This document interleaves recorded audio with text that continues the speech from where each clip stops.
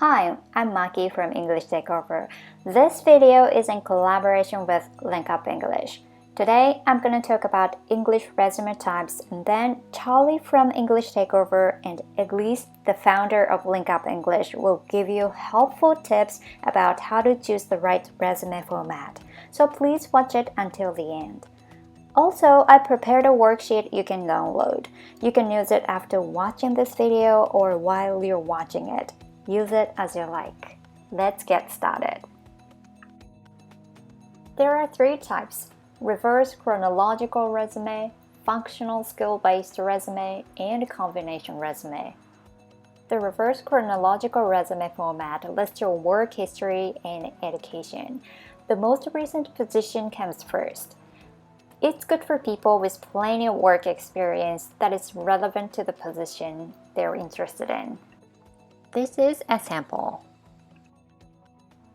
The functional or skill-based resume format lists your experience, skills, and qualifications. It's good for students or recent graduates because they're lacking relevant work experience. Also, it's good for people who are looking to make a career change. The combination resume format is, as its name suggests, a combination of both formats that I mentioned earlier. It's good for job seekers with a very diverse skill set. If you're applying for a role that requires expertise in 3 to 4 different fields, you can show all that in the format. Now let's ask Charlie and Eglys some questions. Charlie is from China, but he has 3 years experience of job hunting in the US as a non-native speaker, and he's been building his career in the US. He has a lot to share from a job applicant perspective. Eglys worked as a director of recruitment in a staffing company in Canada. She has business English classes as well. She's going to give you tips from an employer perspective. Which format have you used before? Why? Well, me personally, I would prefer the reverse chronological way when you put your experiences on the resume. And the first reason is that, well, first of all, I would assume that most people, when you start your career, you already have a clear vision about your future career path. Maybe not that strong, maybe not that clear, but at least at the very beginning, you already have some goal in a certain industry, and you wish to work hard to, reach that point to make yourself successful at least, right? I mean, that's fine.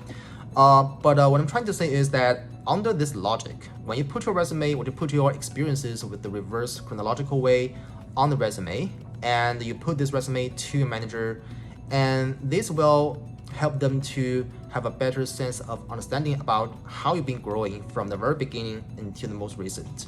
And they will know more about you in a more systematic way. And the second reason is definitely from the perspective of the HR or the recruiter, because when they're screening out the resumes, they will care about what your most recent job is or what your most recent status. And if you don't give them a clear structure on the resume, they will be very confused. And being confused for them is not a good thing.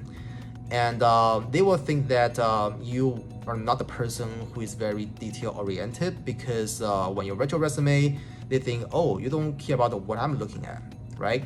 So that's going to be something you should avoid when you apply for a job.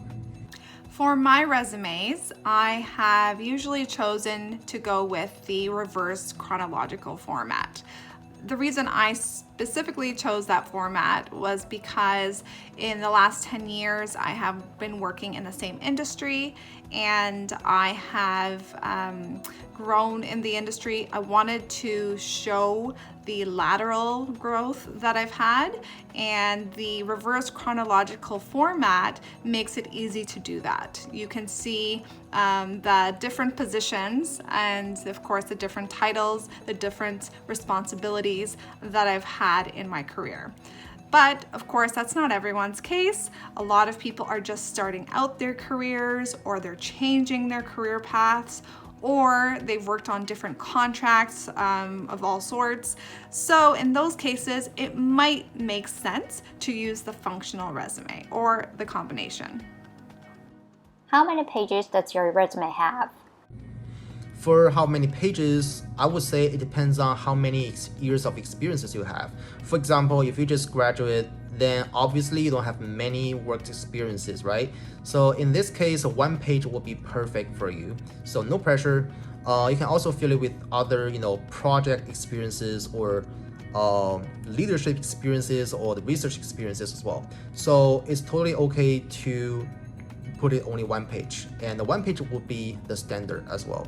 And if you already have a lot of work experiences over the past 5 to 6 years, then I would say you can put it with more than 1 pages, but I would say 2 pages would be the maximum. The reason is when the recruiter is looking at resume, they only have 30 seconds for each resume and try to be impressed.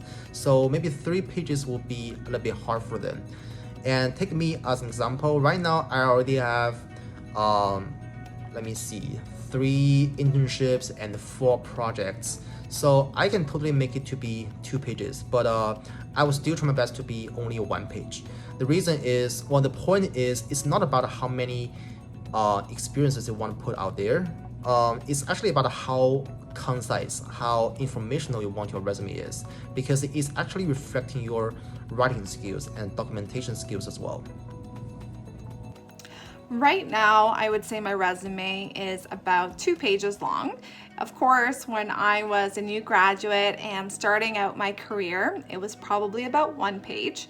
And the more experience, naturally, the more information and things you want to put on your resume. However, with that being said, I strongly recommend to keep it condensed and probably 2-3 pages if you must, but that would be the maximum. The reality is that employers and hiring managers only have so much time to go over your resume, so you want to just highlight the most valuable things, the most relevant things to your application, and that should be good enough. Which font do you use? About font, I would say there are 2 points we need to care about. The first one is you want to be professional and classic, because applying for a job is a serious stuff, right? So you don't want to be too fancy on the resume. So just look for those classic ones. And if you Google it, you can find different options and recommendations which are also very classic. And I believe the most popular 2 recently are Calibri and Times New Roman. For me personally, I would say Times New Roman. I just like that style. And my boss would prefer Calibri. So I think you can use both of them. But the second point is that when you choose the font on a resume, don't use mix. Just use one style on the resume. The font that I have on my resume is Calibri, which is standard. And there are many choices out there for everyone. The biggest recommendation I have is when you choose a font for your resume, make sure it is easy to read and doesn't look overwhelming when you're putting the entire resume together. Can we be creative on resume? Well, I don't think it's a good way to be creative on the resume. And to be honest, I don't even know how to be creative on the resume because, well, you only have 1 page to introduce yourself, right? So I understand that your idea is to impress the HR in a good way, but it should not be in this way. Actually, the best way to impress the HR is tell them, I can bring you the money. That's it, right? They care about money. That's what they care about. You can tell them, I can help you to boost your revenue by how many % each year. You can tell them, I can help you to reduce the cost. So they care about money. And a lot of people know this fact, but they don't know how to do it on the resume. So I can tell you how. So for example, some people would say, okay, for my last job, I did A, B, and C on each of the bullet points. But not only that, you should also put the good results at the end of each task, each bullet point. For example, I did A so that I helped improve the efficiency by 80% last year. I did B so that I helped to reduce the cost by 20% each quarter. I did C so that I helped the company to boost their income by 40% each quarter, something like that.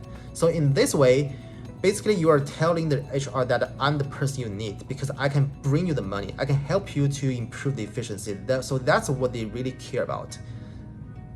So I would say don't be creative, but try to be impressive in a good way. As far as creativity on resumes go, I have seen many resumes of different styles, and the most creative are usually from marketing candidates, which makes sense because marketing positions require those candidates to be creative and demonstrate those skills. However, of course, generally speaking, resumes don't have to be too creative. If you want to add some color or something that makes it a little bit different or to stand out, that's great. But I would just make sure you are keeping it easy to read and, of course, easy to follow. Those are really the main things. As a job applicant, what did you keep in mind when you created your resume? As a job applicant, I always tell myself that, well, on my resume, for each bullet point, it should have a meaningful results and it should bring value to my company because everyone can talk about their jobs, right? And most of jobs, they're the same. And it's not about what job you did, it's about how much difference you make. And when you put each good results aligned with each task you did, you basically tell people you are making this company successful. And also when I do this, I'll always tell myself, okay, use numbers.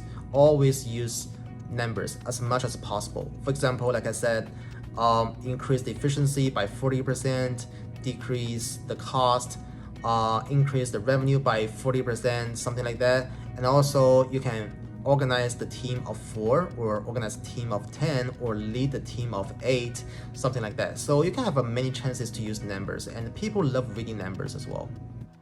As an employer, what kind of resume caught your eyes? Over the years, I have seen so many resumes, the good, the bad, the ugly, and of course, some really great ones. And what makes a great resume, in my opinion? Well, that's 2 things. The first is presentation. How well you present the information is important. I want an inviting resume, not an off-putting resume.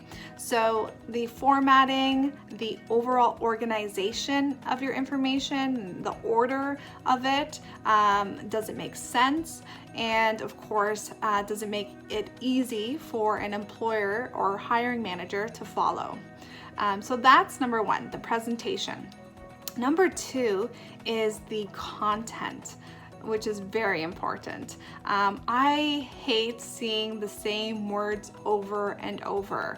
So instead of the usual words like hardworking, try to change it up. Try to use some power words, some confident words.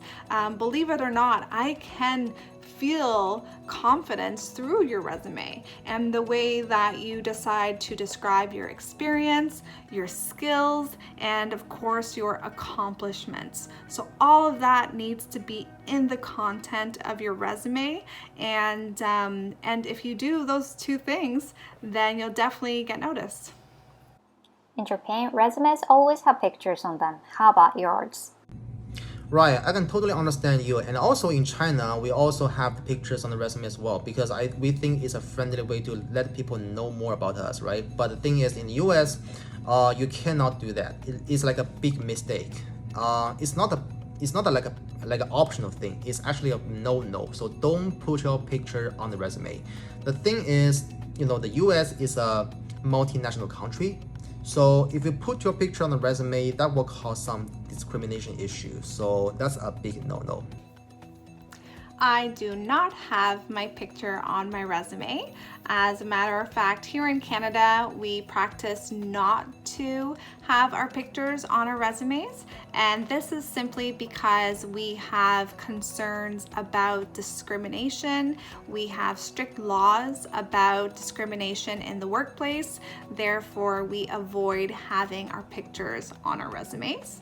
If you are planning to apply for jobs in Canada, I strongly suggest to take your picture off if it's already on there, or just not put a picture on your resume at all. Any advice for students? For students and people just getting out into the workforce, I know it can be very challenging to find that first job in your career, and it's hard when you know you have the right attitude and you have the capabilities, but you just don't have the experience. So in that case, I strongly suggest to do some volunteer work to gain those skills and be able to put that on your resume. As well, you'll be able to get some referrals through your volunteer work. Or just do contract work. So if you can't get a permanent position in the career that you want, look at contract positions. Even if they're 1 week, 1 month, it's okay. You're still going to have skills and experience to talk about on your resume or in interviews. And of course, again, you have referrals to back you up. So that's my number one advice. Number two is not to undervalue your experience. A lot of the time when we're young and we're starting our career, we don't really see the value in the work that we have done and the experience that we do have. So my last piece of advice for you is to make sure that you are valuing your experience and you're highlighting that on your resume. So which format would you go for? Let me know in the comment. Also, if you liked the video, please subscribe. Thank you for watching.